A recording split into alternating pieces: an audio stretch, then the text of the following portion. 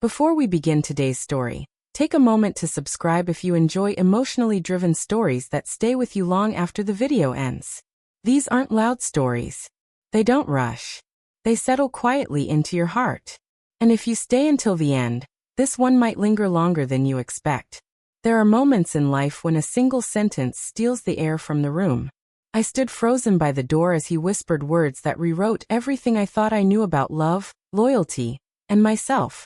If you've ever trusted someone so deeply that their truth shattered you, stay with me. Because this story isn't just about betrayal.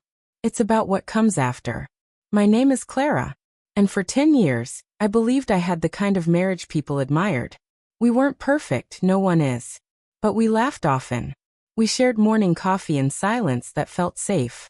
We spoke in small comforts, inside jokes, late-night tea, the familiar rhythm of "Are you okay?" before bed. Ethan was my calm in every storm. Dependable. Soft-spoken. Always wearing that reassuring half-smile that said, "Everything's fine." But I would eventually learn something painful. Sometimes fine is just a costume people wear when they're hiding something unbearable. It started quietly. Late nights at work turned into weekends away for projects. Text messages grew shorter. The laughter between us thinned like fragile glass. And yet whenever I asked, he would cut my cheek and say, "You know me, Clara. I would never hurt you." I wanted to believe him. God. I wanted to. Weeks blurred into months. I noticed the way he stared into nothing, as if carrying a thought too heavy to share. His phone would light up beside him. Unfamiliar names quickly turned face down. But instead of confronting him, I drowned in excuses. He's tired. He's stressed. He's just distracted. It's amazing what we convince ourselves of when the alternative feels too terrifying to face. Then one evening, while cleaning his study, I found something that changed everything. An envelope. It wasn't the handwriting that made my hands shake. It was the date. A date from a weekend he had told me he was out of town. Inside were just a few lines. "I can't keep living like this. She deserves to know. You deserve peace." No signature. Just that. My heart pounded so loudly, I thought it might echo through the house. Who was she? And what truth was I never meant to find? That night, I didn't sleep. I lay beside him, listening to the steady rhythm of his breathing, wondering how someone could be so close and feel so far away. By morning, something inside me had shifted. Not anger. Clarity. And when I heard his car pull into the driveway later that day, I knew pretending was no longer an option.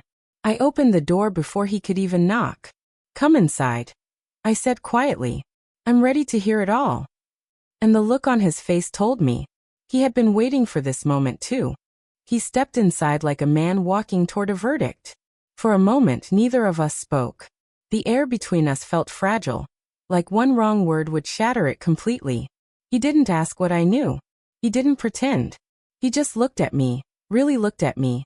And I saw something I hadn't seen in months. Fear. "I found the envelope," I said. His shoulders dropped. Not in shock. In surrender. He sat down slowly, elbows on his knees, hands clasped together as if holding himself in place. "I never meant for you to find out like that," he whispered. "Like that.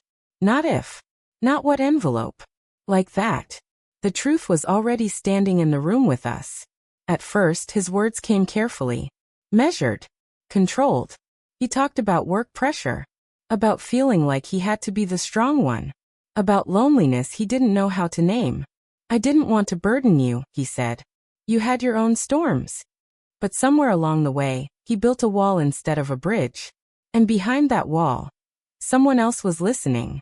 "It wasn't physical," he said quickly, almost desperately. "I swear to you, Clara, it wasn't. But sometimes the body isn't what breaks a marriage. It's the heart." It started as harmless conversations. Long messages about stress, about dreams, about fears he said he didn't know how to share with me anymore. "I didn't plan it," he said. "It just became something." Something. That word felt heavier than any confession. I asked the question I had been dreading. "Do you love her?" Silence. Not long. But long enough. "I don't know what I feel," he finally admitted. "I know I love you.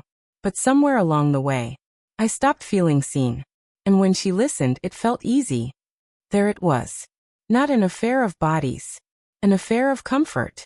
An affair of emotional refuge. He told me he tried to end it. That the guilt had been eating at him for months. That the envelope was written during one of their final conversations. I was going to tell you, he said. But I realized something in that moment. He wasn't confessing because he chose honesty. He was confessing because I found the evidence. That difference mattered. Tears came quietly. Not dramatic. Not loud. Just steady and unstoppable. I would have listened, I told him. If you had told me you felt lonely, I would have listened. He covered his face with his hands then. And for the first time in a long time, I saw him not as the calm, dependable man I married, but as someone deeply flawed, afraid, human, and heartbreakingly distant. We talked for hours.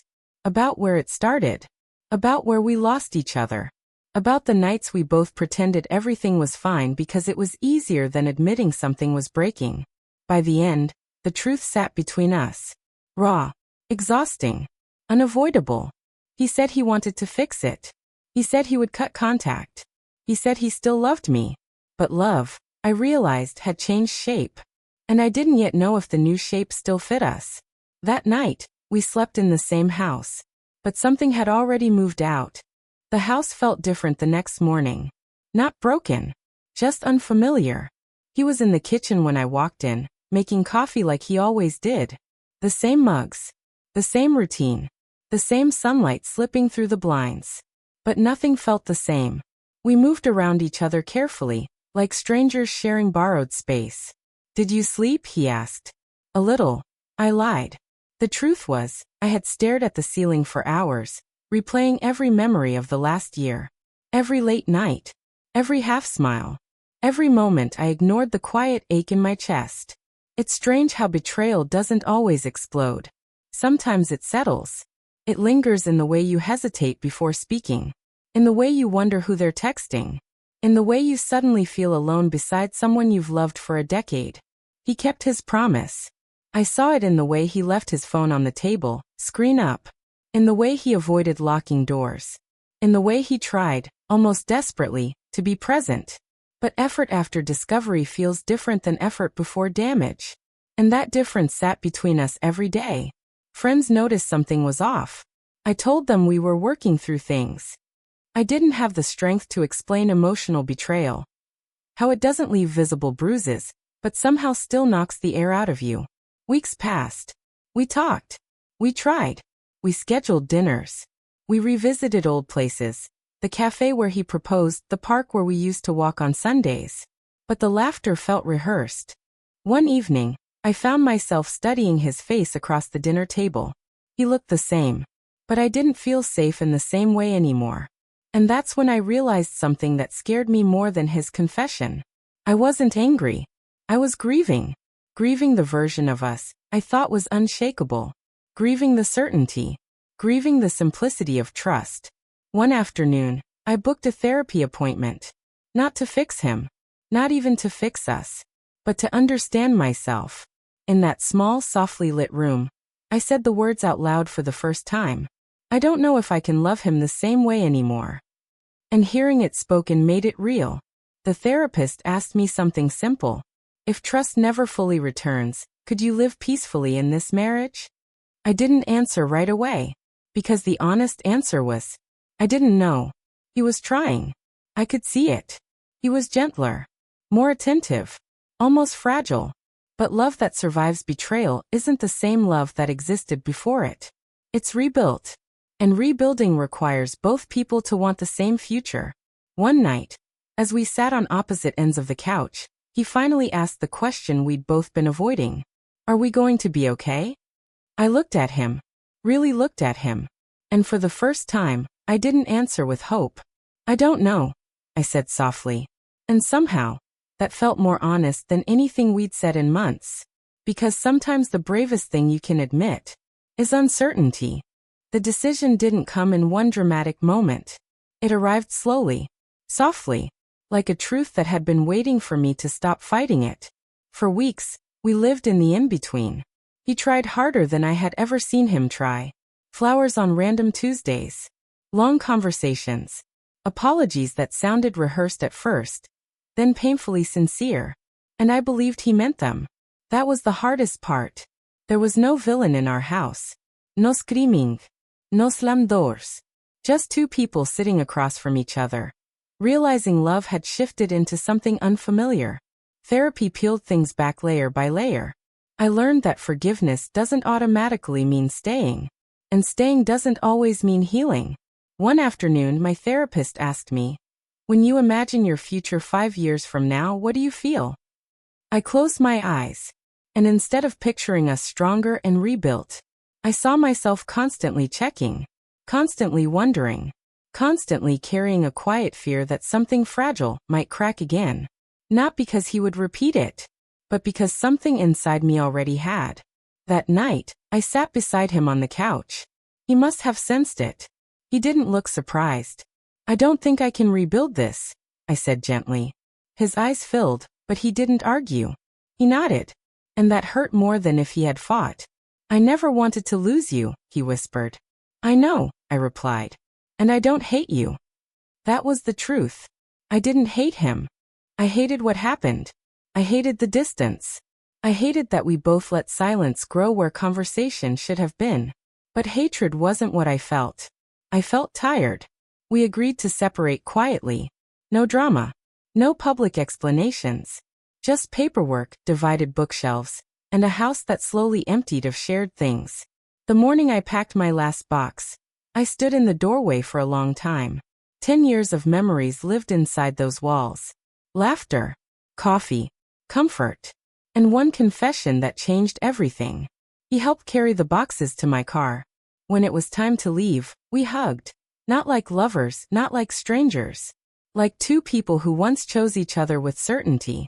"I hope you find peace," he said. And for the first time since that envelope, I felt something steady inside me. "I already am," I answered. As I drove away, I expected devastation. Instead, I felt something unexpected. Lightness. Not because it didn't hurt, but because I wasn't pretending anymore. Sometimes love survives betrayal. And sometimes the bravest thing you can do is let it go.